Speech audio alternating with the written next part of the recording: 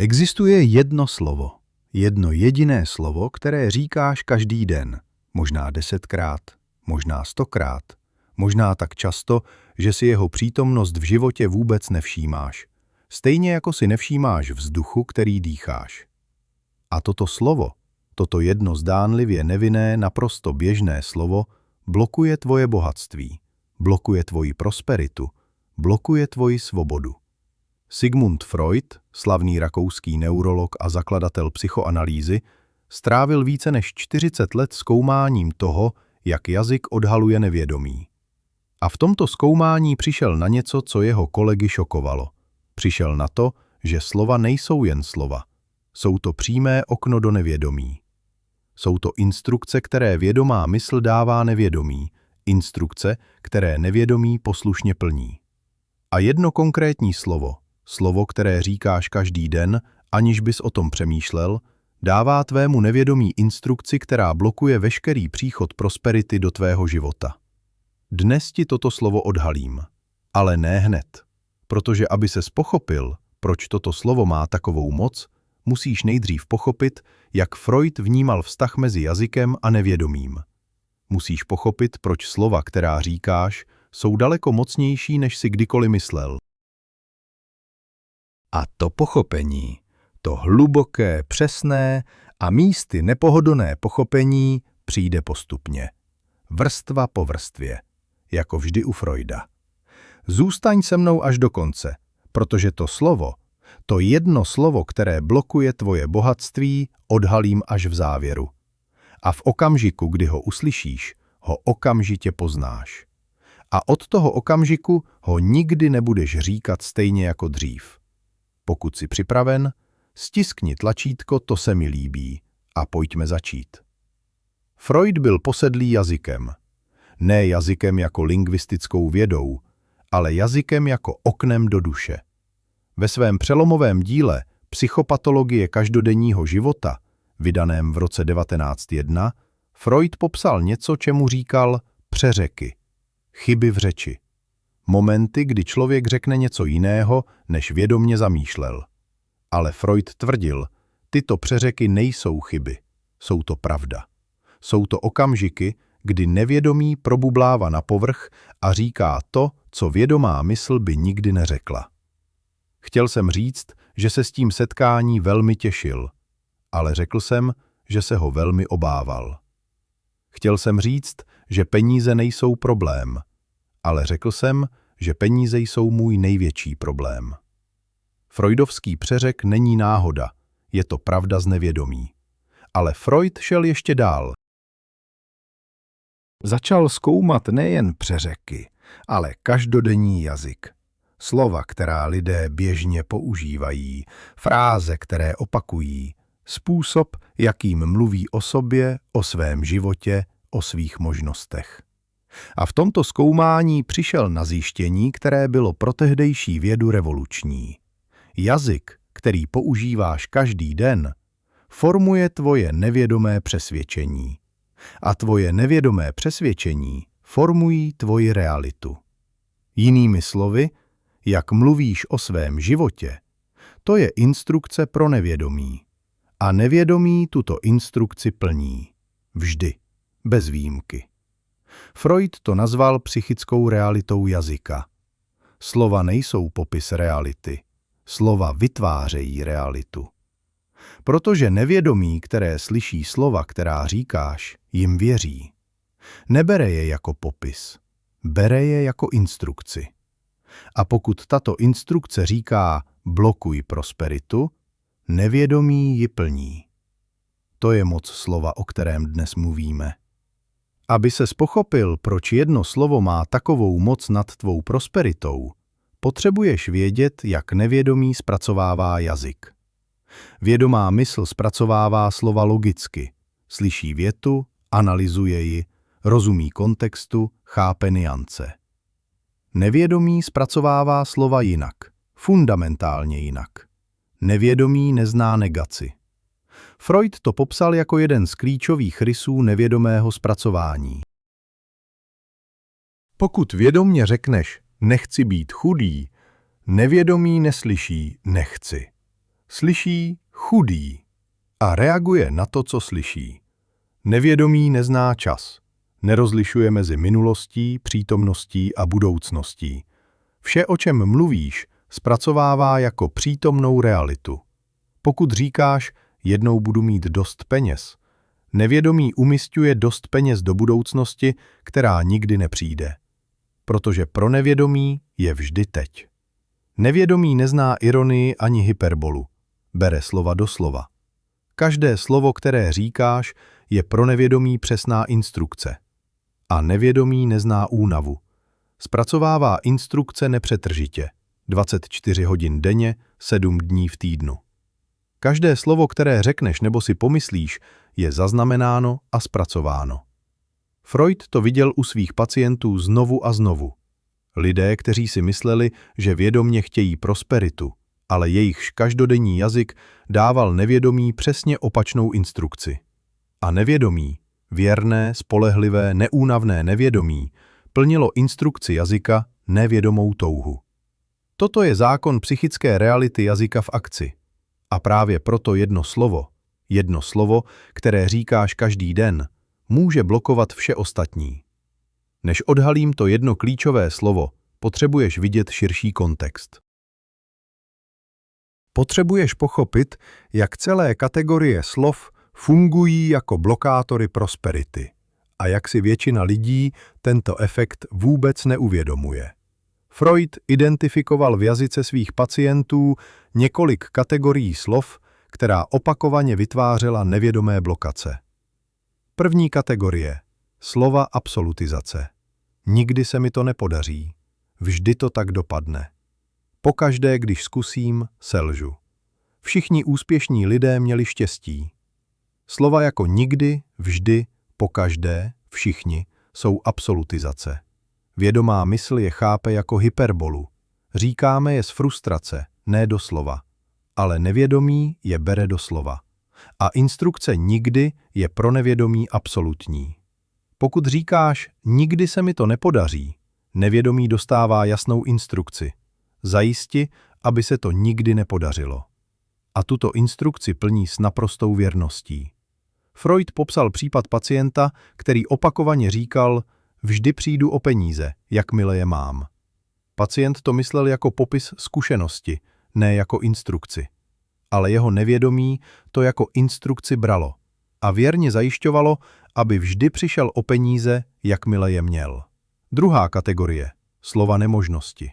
To nejde, to není možné, na to nemám, to není pro lidi jako já. Tato slova uzavírají dveře, doslova. Nevědomí, které slyší to nejde, přestává hledat způsob, jak to jde. Přestává vidět příležitosti, přestává tvořit řešení, přestává pracovat ve prospěch cíle, protože dostalo instrukci, že cíl je nedosažitelný. Freud pozoroval, že pacienti, kteří měnili slova nemožnosti na slova možnosti, i na ta nejmenší, nejváhavější, začínali vidět příležitosti, které byly vždy přítomny, ale neviditelné. To nejde, šipka. Ještě nevím, jak na to. Na to nemám, šipka. Hledám způsob, jak to mít. To není pro mě, šipka. Zatím jsem nepřišel na to, jak to pro mě udělat. Malé posuny, ale pro nevědomí obrovské. Protože nevědomí, které slyší ještě nevím jak, dostává instrukci. Hledej. A hledá. Nepřetržitě, i když spíš. I když si myslíš, že na to nemyslíš. Třetí kategorie. Slova sebeodsouzení. Jsem hloupý, jsem neschopný, jsem smolař. Jsem člověk, kterému to prostě nejde. Tato slova jsou pro nevědomí definice identity. A nevědomí svoji identitu chrání. Pokud věříš, že jsi smolař, nevědomí bude aktivně vytvářet situace, které tuto víru potvrdí.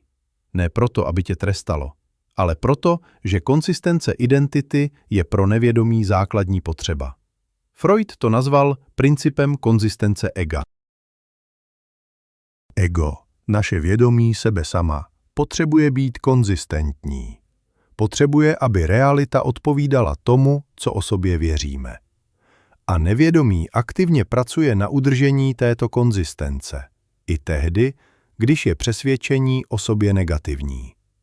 Toto je jeden z nejsilnějších a nejničivějších mechanismů lidské psychiky. A jazyk je jeho hlavním nástrojem. Freud věřil v jednu věc nade vše ostatní. Pojmenování léčí. To, co pojmenuješ, co vyneseš z temnoty nevědomí na světlo vědomí a dáš tomu jméno, ztrácí svoji moc nad tebou. Ne proto, že by zmizelo, ale proto, že vědomá mysl může s pojmenovanou věcí pracovat. Může ji zkoumat. Může se rozhodnout. S nepojmenovanou věcí, s tím, co operuje skrytě v nevědomí, vědomá mysl pracovat nemůže, protože to nevidí. A jazyk je nejsilnější nástroj pojmenování, který máme. Freud to demonstroval ve své klinické práci znovu a znovu. Pacient, který trpěl, ale nedokázal pojmenovat, čím trpí, byl ve své bolesti uvězněn. Ale v okamžiku, kdy Freud pomohl pacientovi najít slovo, přesné, pravdivé, vystihující slovo pro to, co prožívá, začal proces léčení. Bojím se, že selžu. Pojmenováno. Nyní s tím lze pracovat. Věřím, že si prosperitu nezasloužím. Pojmenováno. Nyní s tím lze pracovat. Cítím stud, kdykoliv pomyslím na peníze. Pojmenováno, nyní s tím lze pracovat. Toto je moc pojmenování a tato moc funguje oběma směry. Správné pojmenování, přesné, pravdivé, vědomé, uvolňuje, léčí, osvobozuje. Ale nesprávné pojmenování, nepřesné, automatické, nevědomé, uvězňuje, blokuje, sabotuje. A slovo, o kterém dnes mluvíme, je právě takové nesprávné pojmenování. Slovo, které lidé používají automaticky, nevědomně, každý den, a které každý den dává nevědomí instrukci, která blokuje prosperitu. Přibližujeme se k odhalení, ale ještě jedna vrstva. Protože Freud by řekl, pochopit kontext je stejně důležité jako znát odpověď. Freud byl přesvědčen, že nejdůležitější věci, které v životě děláme, jsme se naučili ještě předtím, než jsme byli schopni o nich přemýšlet. Jazyk, který používáme, způsob, jakým mluvíme o penězích, o úspěchu, o sobě, jsme se nenaučili vědomně. Naučili jsme se ho napodobováním, absorpcí. Tím, že jsme jako děti naslouchali lidem kolem nás a přijímali jejich jazyk jako svůj. Rodiče, kteří říkali nemáme na to, naučili tě říkat nemám na to. Lidé kolem, kteří říkali to nejde, to není možné, to je pro jiné, naučili tě říkat totéž. Generace, které prošly válkou, krizí, nedostatkem a jejichž jazyk byl prostoupen strachem a omezením, předali ti tento jazyk jako dědictví. Ne záměrně, ne zlomyslně, ale systematicky a neodvratně. A dnes, jako dospělý, vědomý, inteligentní člověk, stále používáš jazyk, který sis nepřivlastnil vědomně. Jazyk, který ti byl předán. Jazyk, který v sobě nese přesvědčení a strachy generací, které žili v jiném světě, v jiných podmínkách. Ale jejich slova stále formují tvoji realitu. Freud by řekl, toto není tvoje vina. Ale je to tvoje odpovědnost. Protože dnes, jako dospělý, vědomý člověk, máš možnost, kterou jako dítě neměl. Možnost podívat se na jazyk, který používáš. Možnost ho zkoumat. Možnost vědomně zvolit jiná slova. A právě tato volba, tato vědomá každodenní volba slov, je jedním z nejmocnějších nástrojů pro přepsání nevědomých vzorců, které Freud kdy popsal. Zastav se. Prošli jsme 3 vrstvami. Freudovu vědu o jazyce a nevědomí.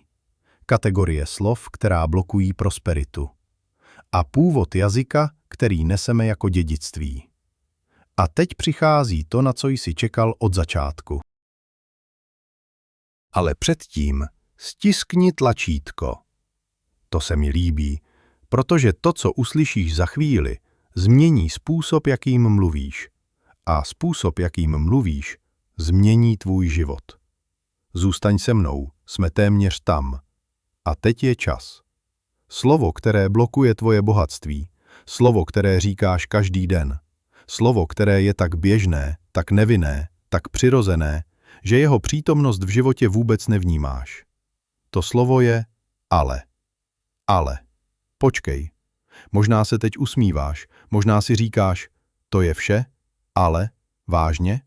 Ano, vážně. A za chvíli pochopíš proč. Freud zkoumal jazyk svých pacientů s chirurgickou přesností. A jedno slovo, které se v jejich promluvách opakuje znovu a znovu, slovo, které vždy přicházelo v klíčových momentech, vždy na stejném místě ve větě, bylo slovo ale. Ale proč? Co je na tomto slově tak destruktivního? Freud popsal fungování slova ale v jazyce jako psychologický přepínač. Slovo ale anuluje vše, co bylo řečeno před ním, vědomně i nevědomně.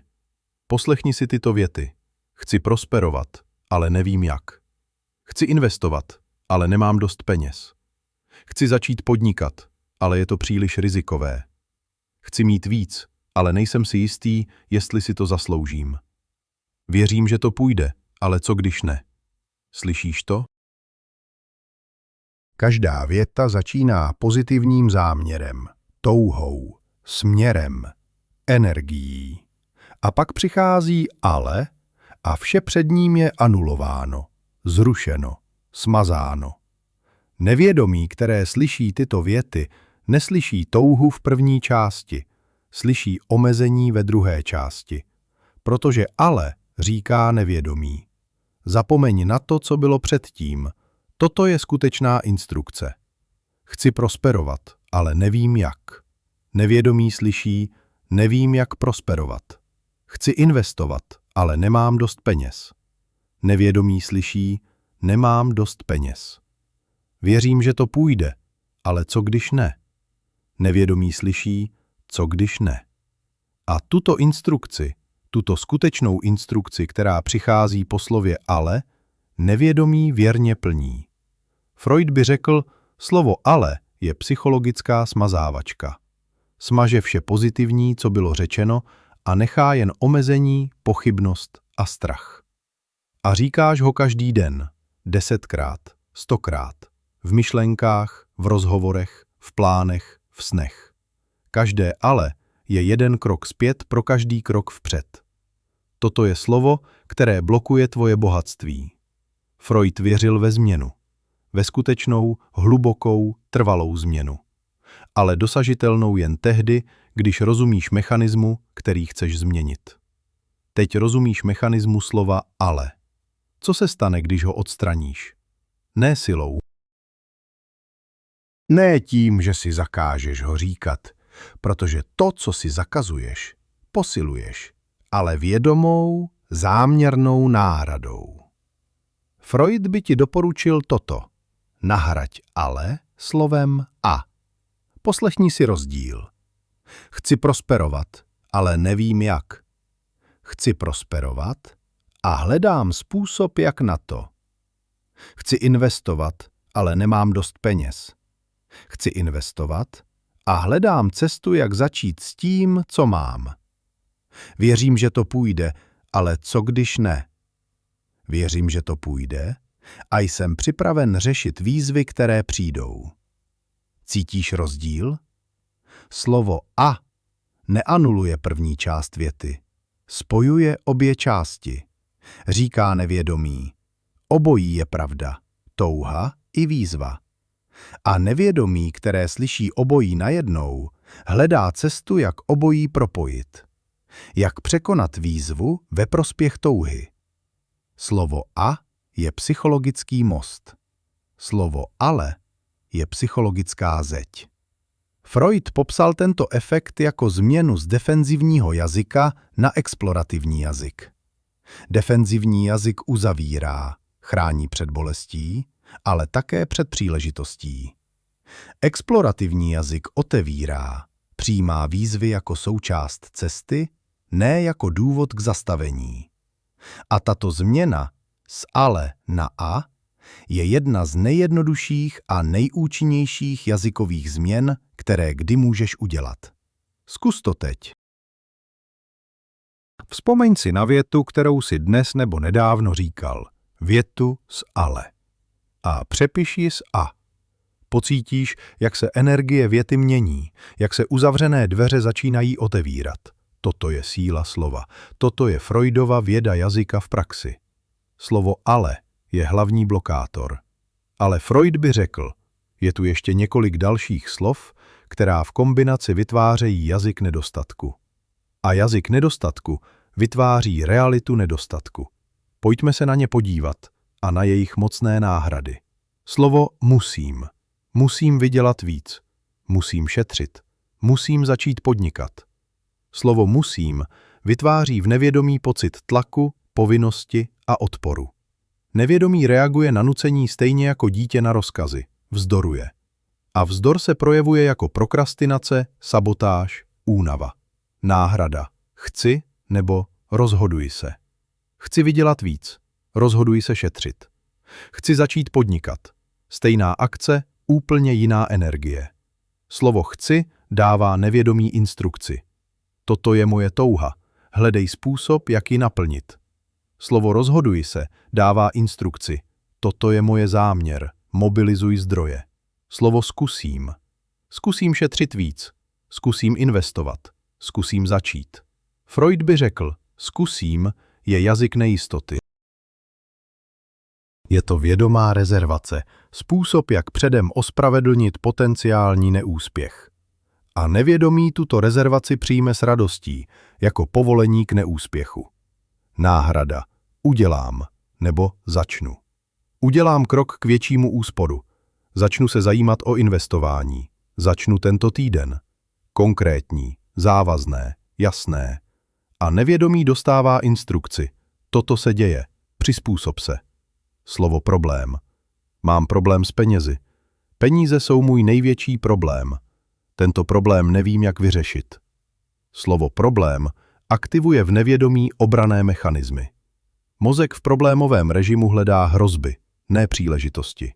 Zaměřuje se na to, co nejde, ne na to, co jít může. Náhrada, výzva nebo situace. Mám finanční výzvu, kterou řeším. Tato situace mě učí, jak s penězi zacházet lépe. Výzva je něco, co lze překonat. Situace je něco, co lze změnit. Problém je něco, co tě definuje a drží na místě. Freud věřil, jazyk, který používáš, definuje svět, ve kterém žiješ. Změň jazyk a svět se začne měnit. Freud nikdy nepracoval s abstrakcemi, vždy s lidmi. A příběhy jeho pacientů, jejich cesta od jazyka blokace k jazyku prosperity, jsou tím nejpřesvědčivějším důkazem toho, o čem dnes mluvíme. Příběh první. Paní V. A její ale. Paní V. přišla k Freudovi s chronickým pocitem stagnace. Inteligentní, pracovitá, ambiciózní a přesto stojící na místě. Při analýze Freud začal sledovat její jazyk a našel vzorec, který byl téměř komický ve své konzistenci. Každá věta paní V. o budoucnosti, o změně, o příležitosti. Každá taková věta obsahovala ale. Mohla bych začít vlastní podnikání, ale nemám dost zkušeností. Mohla bych investovat, ale trh je nepředvídatelný. Mohla bych požádat o vyšší plat, ale co kdyby řekli ne? Mohla bych, ale. Freud jí jednoho dne řekl, paní V., zaznamenal jsem, že ve vašem jazyce existuje slovo, které přichází vždy ve stejném místě a vždy se stejným efektem.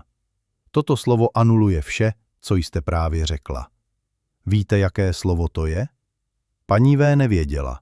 A když jí Freud ukázal vzorec, když viděla v zápisku ze sezení větu za větou s ale uprostřed, zůstala bez dechu.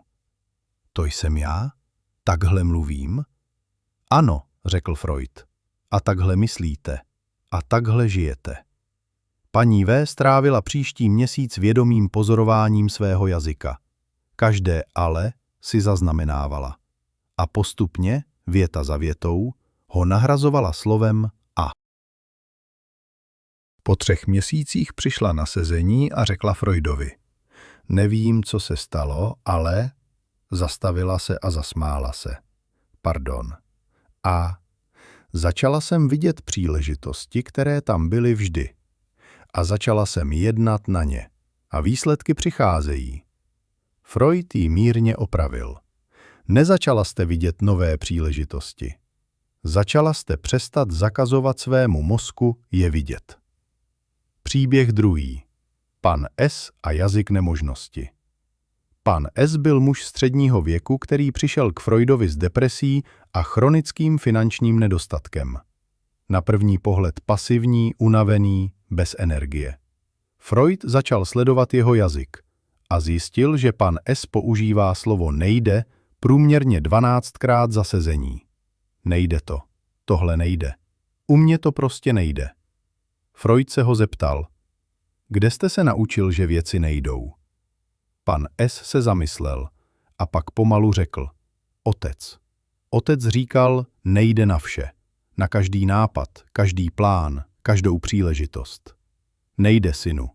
Takové věci pro nás prostě nejdou. Freud řekl: A vy jste mu věřil? Byl to můj otec. Ano. A nyní jste jeho slova internalizoval jako svá vlastní, jako pravdu o světě. Ale pane S., a nyní vám řeknu něco důležitého. Vaše slova nejsou fakta o světě. Jsou to přesvědčení o světě. A přesvědčení lze změnit. Pan S. Začal s jednoduchým cvičením. Každé nejde nahradil frází ještě jsem nenašel způsob, jak na to. Malý posun, ale obrovský. Protože ještě jsem nenašel způsob předpokládá, že způsob existuje a čeká na nalezení. Zatímco nejde předpokládá, že způsob neexistuje. Nevědomí pana S. dostalo novou instrukci. Hledej způsob. A začalo hledat. Po 6 měsících přišel pan S. s konkrétními výsledky, novou prací, vyšším příjmem a poprvé v životě pocitem, že věci jdou. Příběh 3. Mladá žena, která přestala říkat nestačím. Slečna K. přišla k Freudovi ve 27 letech s pocitem, že nikdy nebude dost dobrá. Na práci, na vztahy, na úspěch, na peníze. Freud sledoval její jazyk a identifikoval klíčové slovo – nestačím. Nestačím na tuto práci. Nestačím jako partnerka. Nestačím na to, abych měla víc. Freud jí řekl: víte, co říkáte svému nevědomí, když říkáte nestačím? Říkáte mu, jsem nedostatečná a budu nedostatečná. A tvůj úkol je tuto nedostatečnost zajistit. Slečna K. začala s jedinou změnou. Každé nestačím nahradila frází rostu. Jednoduše. Rostu v této roli. Rostu jako partnerka. Rostu ve svém vztahu k penězům. Slovo rostu říká nevědomí. Jsem v procesu. Nejsem hotová, ale nejsem ani nedostatečná. Jsem na cestě. A tato změna, tato jediná jazyková změna, začala přepisovat příběh identity, který slečna K. nesla od dětství. Po roce přišla na sezení a řekla: nemůžu říct, že jsem jiný člověk, ale jsem jiná verze sebe. A tato verze prosperuje. Pomalu, ale jistě. Freud se usmál a řekl: všiml jste si, že jste právě použila slovo ale? Slečna K. se zasmála. Ano, ale toto ale je jiné. Toto ale neblokuje. Přiznává, že cesta ještě pokračuje. Freud souhlasil. Přesně tak. Jazyk není dogma, je to nástroj.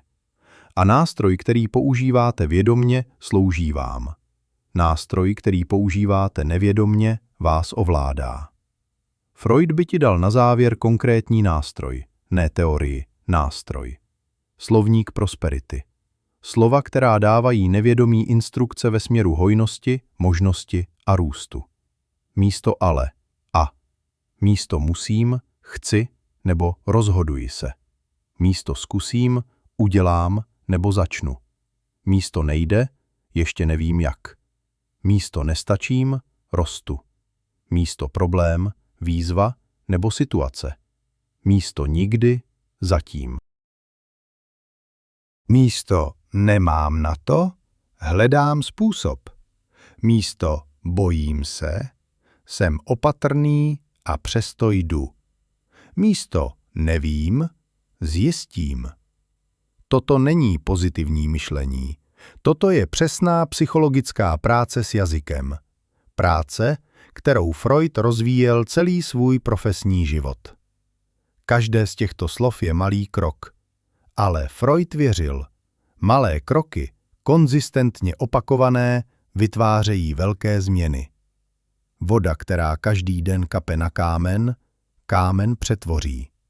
Slova, která každý den dávají nevědomí nové instrukce, nevědomí přetvoří. A nevědomí, které dostává instrukce prosperity, vytváří realitu prosperity. Toto je zákon psychické reality jazyka. Toto je Freudův objev. A toto je tvůj nástroj. Freud nikdy přímo nenapsal knihu o penězích, ale jeho zásady o jazyce a nevědomí se aplikují na finanční život s takovou přesností, že to nelze považovat za náhodu. Podívejme se konkrétně na to, jak jazyk blokace funguje v oblasti peněz a jak ho nahradit jazykem prosperity. Jak mluvíš o penězích? Freud by tě požádal, abys se zamyslel nad větami, které o penězích nejčastěji říkáš. Ne těmi, které by si chtěl říkat, těmi, které skutečně říkáš. V hlavě, v rozhovorech, v tichých momentech, kdy se podíváš na výpis z účtu. Peníze odcházejí rychleji, než přicházejí.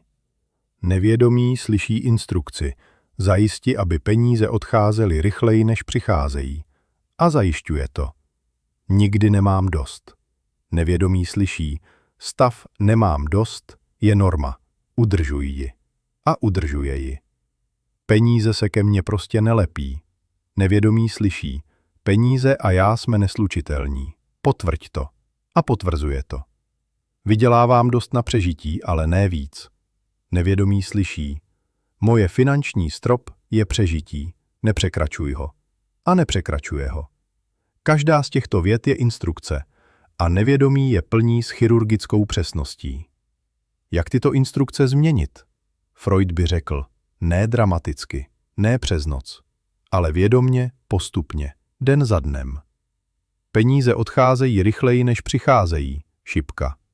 Učím se hospodařit tak, aby peníze zůstávaly déle. Nikdy nemám dost, šipka. Hledám způsoby, jak mít víc. Peníze se ke mně prostě nelepí, šipka. Budím vztah s penězi, ve kterém zůstávají. Vydělávám dost na přežití, ale ne víc, šipka. Moje příjmy rostou, pomalu, ale jistě. Znovu, ne pozitivní myšlení, věrohodné, malé posuny v instrukci, které dáváš nevědomí. A nevědomí, věrné, poslušné, neúnavné nevědomí, začne plnit novou instrukci. Pomalu, ale jistě, jako vždy. Freud věřil v každodenní praxi. V disciplínu malých, konzistentních kroků, které vedou k trvalé změně. Jak měnit jazyk každý den, prakticky a bez velké námahy? Krok první. 3 dny pozorování. Příští 3 dny nic nemeň, jen pozoruj. Sleduj svůj jazyk. Kdy říkáš ale? Kdy říkáš nejde? Kdy říkáš nestačím? Kdy říkáš nikdy? Nezapisuj nutně vše, ale buď pozorný. Freud by řekl, uvědomění bez hodnocení je první krok. Jen vidět, jen zaznamenat. Krok druhý, 1 týden jedné změny. Po 3 dnech pozorování si vyber jedno slovo, které chceš změnit. Jen jedno. Pokud nejčastěji říkáš ale, pracuj jen s ale. Pokud nejčastěji říkáš nejde, pracuj jen s nejde. 1 týden, 1 změna. Pokaždé, když zachytíš to slovo, nahraď ho.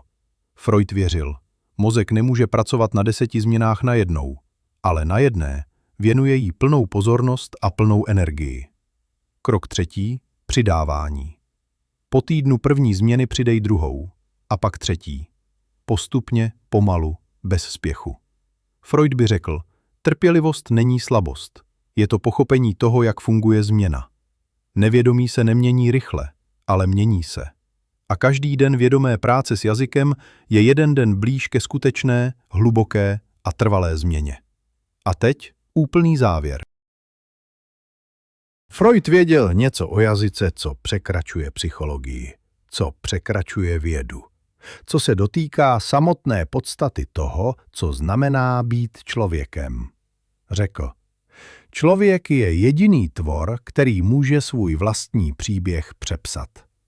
Zvíře žije instinktem, stroj žije programem. Ale člověk, vědomý, mluvící, uvažující člověk, má jedinečnou schopnost.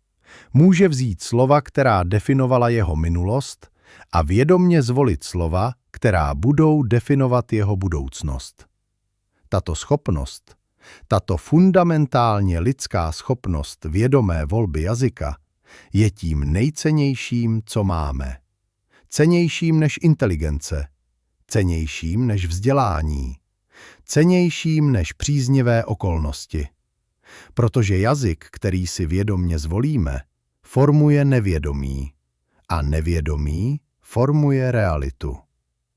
Toto je kruh, který Freud popsal. A toto je kruh, který dnes, tímto vyprávěním, začínáš vědomně přerušovat. Slovo ale blokuje tvoje bohatství. Teď to víš. A to, co víš, nemůže tě ovládat stejně jako to, co nevíš. Od dnešního dne každé ale je příležitost. Příležitost zastavit se, vědomně zvolit a říct a místo toho. Každé nejde je příležitost říct ještě nevím jak. Každé nestačím je příležitost říct rostu. Každé nikdy je příležitost říct zatím. Freud by ti na závěr řekl jedno. Jazyk je tvůj nejsilnější nástroj. Nepoužívej ho nevědomně. Používej ho s plným vědomím jeho moci. A moc jazyka, plně vědomně použitá, je moc přepsat příběh, svůj příběh. Příběh o penězích, o úspěchu, o tom, co je pro tebe možné. Začni dnes. Jedním slovem. Jednou větou. Jednou vědomou volbou. A místo ale. Tak jednoduché. A tak mocné. Pokud toto odhalení v tobě pohnulo něčím hlubokým, napiš do komentářů: měním svůj jazyk a otvírám dveře prosperitě. Tato slova jsou víc než komentář. Jsou první větou nového příběhu. Větou bez ale. Stiskni tlačítko To se mi líbí, pokud Freudovo odhalení dnes změnilo způsob, jakým budeš přemýšlet o slovech, která říkáš. Přihlas se k odběru, protože každý týden se zde vracíme k psychologickým objevům, které mění způsob, jakým žijeme a prosperujeme. A sdílej toto vyprávění s někým, o kom víš, že říká ale příliš často. Možná právě tato slova otevřou dveře, které zatím zůstávají zavřené. Do příštího setkání mluv vědomně, vybírej slova záměrně. A pamatuj, každé slovo je instrukce, každé slovo tvoří realitu. Jakou realitu chceš tvořit? Freud se ve své práci hodně zabýval tím, co nazýval vnitřním dialogem. Řečí, kterou vedeme sami se sebou, v hlavě, v tichých momentech, v okamžicích mezi myšlenkami. Tato řeč je neviditelná. Nikdo ji neslyší. Ale je to nejdůležitější řeč v tvém životě, protože tuto řeč slyší nevědomí, nepřetržitě a reaguje na ní. Freud zjistil, že vnitřní dialog jeho pacientů byl mnohem negativnější, mnohem kriticistický a mnohem plnější blokačních slov než jejich vnější řeč. Navenek mohli mluvit optimisticky, ale uvnitř, v tichém proudu myšlenek, který nikdo neviděl, byl jazyk nedostatku, strachu a omezení.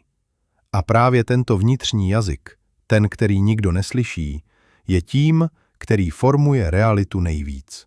Proč? Protože je nepřetržitý. Vnější řeč trvá minuty nebo hodiny. Vnitřní dialog trvá celý den, celou noc. Každou minutu bdění a možná i spánku. Freud to přirovnal k rádiové stanici, která hraje non-stop. Vědomí může stanici vypnout, ale nevědomí ji slyší stále. A přizpůsobuje se tomu, co hraje. Pokud tvoje rádiová stanice hraje non-stop písně o nedostatku, strachu a omezení, tvoje nevědomí tančí v rytmu tohoto nedostatku, strachu a omezení. Ale pokud začneš vědomně měnit playlist, pokud začneš vědomně přepínat kanál, když zachytíš negativní vnitřní dialog, postupně se mění i to, na co je nevědomí naladěno. Jak pracovat s vnitřním dialogem?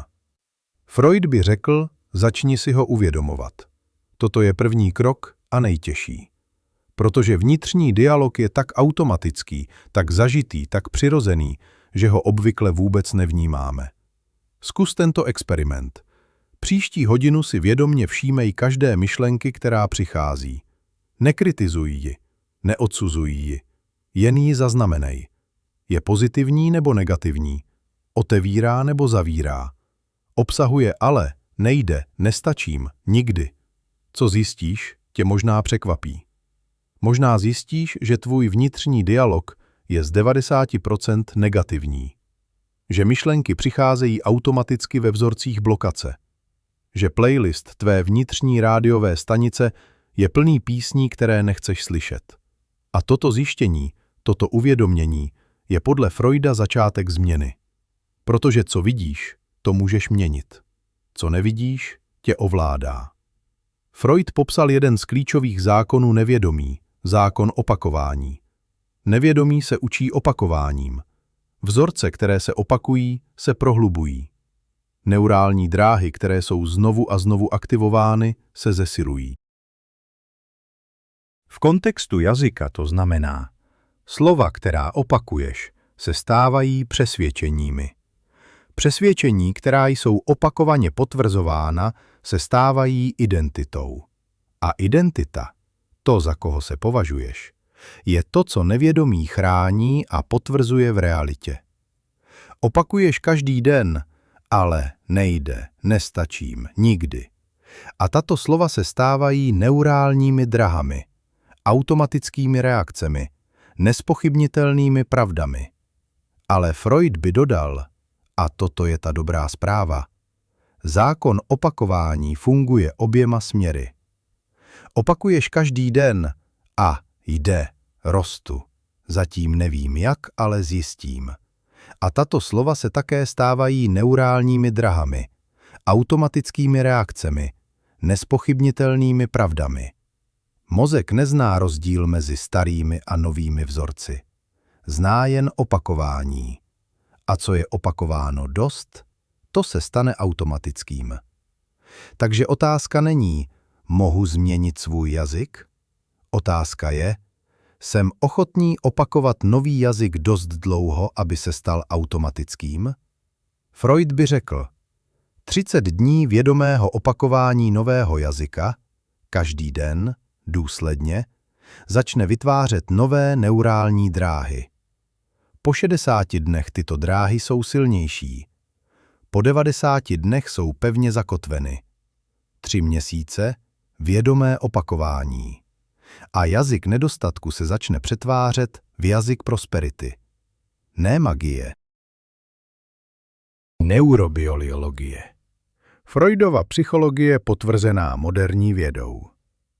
Freud byl původně lékař a nikdy nezapomněl na tělo. Věřil, že mysl a tělo jsou neoddělitelné a že to, co se děje v jazyce, se vždy projeví i v těle. Toto zjištění je v kontextu jazyka a peněz fascinující. Řekni si nahlas, pomalu a vědomně. Nikdy nebudu mít dost peněz. Co cítíš v těle? Kde je napětí? Kde je stažení? Co se stane s tvým dechem? A teď řekni nahlas, pomalu a vědomně. Jsem člověk, který se učí prosperovat každý den. Co cítíš teď? Jaký je jiný pocit v těle? Jak reaguje hrudník, ramena, žaludek?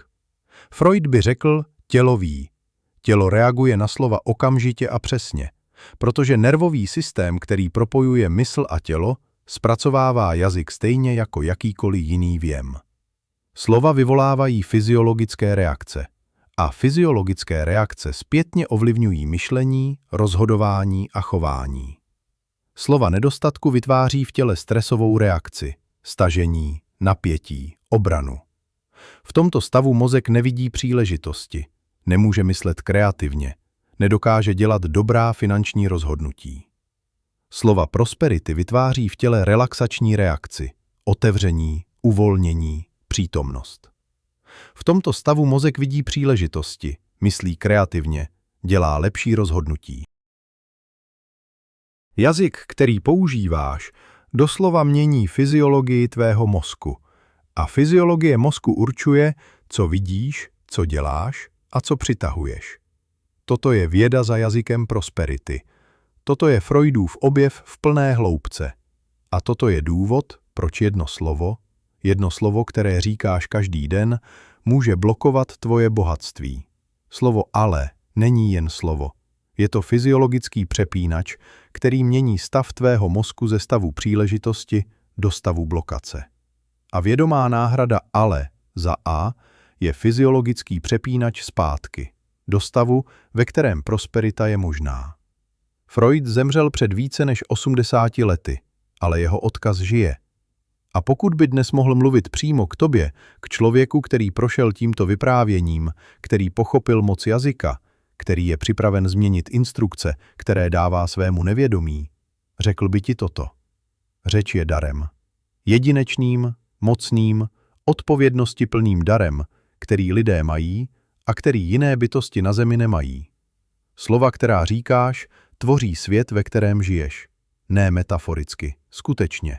Formují tvoje nevědomí. Nevědomí formuje tvoje chování. Chování formuje výsledky. A výsledky potvrzují nebo vyvracejí slova, která si říkal. Toto je kruh. A ty ho dnes vidíš. A vědomost je první krok ke změně. Vždy. Bez výjimky. Od dnešního dne víš, že slovo ale blokuje tvoje bohatství. Víš, jak funguje v nevědomí. Víš, čím ho nahradit a víš, co se stane, když to uděláš. Zbývá jen jedno – udělat to. Freud by ti řekl, pochopení bez akce je k ničemu. Znalost bez praxe je mrtvá. Teorie bez experimentu je jen teorie. Experiment je jeden, jednoduchý, dostupný každému. Příští větu, ve které zachytíš slovo ale, nahraď ho slovem a. Jen to, jeden krok, jedna věta, jeden moment vědomé volby, a pak další, a pak další, den za dnem, věta za větou, slovo za slovem. Takto se přepisuje jazyk, takto se přepisuje nevědomí, takto se přepisuje realita. A takto, jedno slovo za druhým, se přepisuje tvůj příběh prosperity. Na závěr ti dávám kompletní průvodce, seznam slov, která blokují prosperitu a jejich mocné náhrady. Vytiskni si ho, vlož do telefonu, přilep na zrcadlo, ať je vždy po ruce. Toto je Freudův slovník prosperity, sestavený z jeho klinických pozorování a psychologických zákonů, které platí dnes stejně jako před 100 lety. Slova blokace a jejich náhrady. Ale, šipka a. Nejdůležitější změna. Každé ale nahraď a. A sleduj, jak se energie věty mění. Musím, šipka chci, nebo rozhoduj se. Povinnost vyvolává odpor. Touha vyvolává energii. Rozhodnutí vyvolává závazek. Zkusím, šipka, udělám. Zkusím předpokládá možnost neúspěchu jako default. Udělám předpokládá akci jako default. Nejde, šipka. Ještě nevím jak. Nejde, zavírá. Ještě nevím jak, otevírá a vyzývá mozek k hledání. Nestačím, šipka. Rostu. Nestačím je identity statement. Rostu je proces statement. Identita mění se pomalu, ale proces začíná okamžitě. Nikdy, šipka. Zatím. Nikdy je absolutizace bez základu. Zatím je přiznání současného stavu bez uzavření budoucnosti. Problém, šipka. Výzva. Problémy tíží. Výzvy motivují. Stejná situace, jiná energie. Nemám na to. Hledám způsob. Nemám na to, ukončuje hledání. Hledám způsob, hledání zahajuje. Bojím se, šipka. Jsem opatrný a přesto jdu. Strach není překážka, je informace. A informaci lze přijmout a přesto jednat. Nevím, šipka. Zjistím. Nevím je konec věty. Zjistím je začátek akce. Nemám čas, šipka. Toto není moje priorita. Upřímné a vědomé, protože čas máme vždy na to, co je skutečnou prioritou. Peníze jsou problém, šipka. Peníze jsou téma, které se učím zvládat. Změna z emocionálního na vědomý vztah. Vždy to tak dopadne, šipka. Dosud to tak dopadalo a hledám, jak to změnit. Minulost je informace, ne osud. Toto je tvůj nový slovník. Freudův slovník prosperity. Začni s jedním slovem, věnuj mu 1 týden, pak přidej druhé a pak třetí. Za rok, za 12 měsíců vědomé práce s jazykem, bude tvůj vnitřní dialog fundamentálně jiný. A s ním bude jiná i tvoje realita. Freud by řekl, jazyk je nejdostupnější cesta ke změně nevědomí, jaká existuje. Nepotřebuješ terapeuta, nepotřebuješ roky analýzy. Potřebuješ vědomost, kterou teď máš, a každodenní praxi. Vědomost plus praxe. Toto je Freudova rovnice změny. A tato změna, jazyková, nevědomá, hluboká a trvalá, je začátek tvé prosperity. Začíná jedním slovem. A místo ale.